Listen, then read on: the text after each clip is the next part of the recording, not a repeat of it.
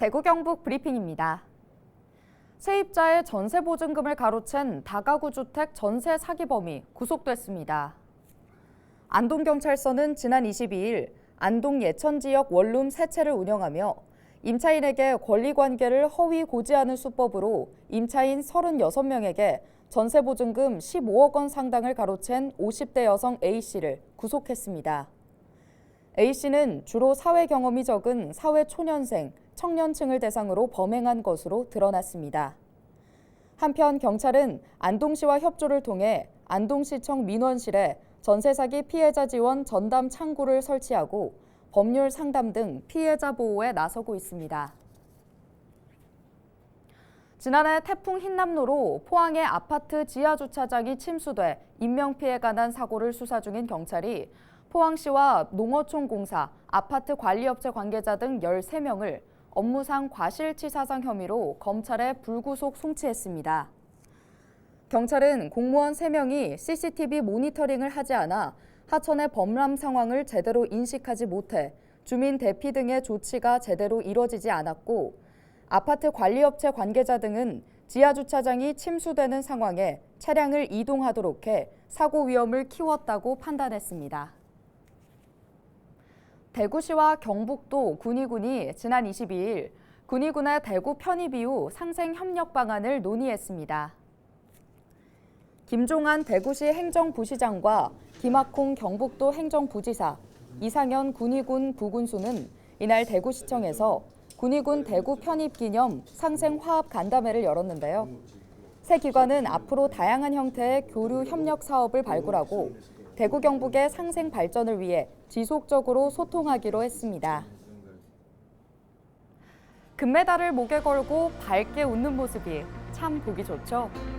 베를린에서 개막한 스페셜 올림픽 한국 대표팀의 첫 금메달 주인공 이은서 선수입니다.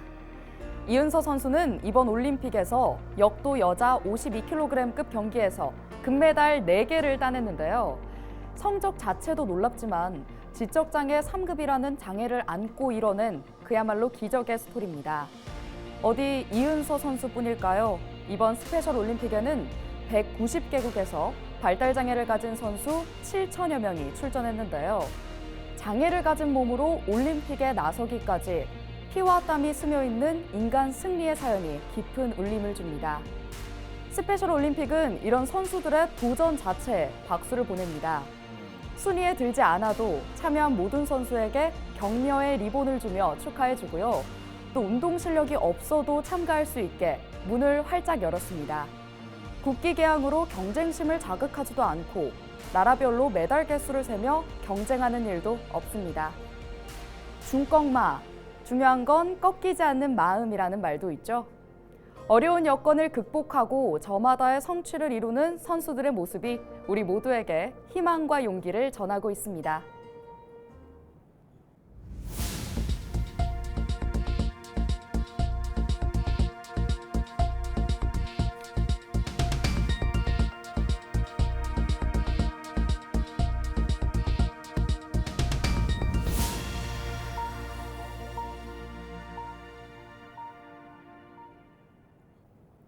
경주시가 22일 대구지방국세청과 경주 소형 모듈 원자로 SMR 국가산업단지 육성 지원을 위한 업무 협약을 맺었습니다.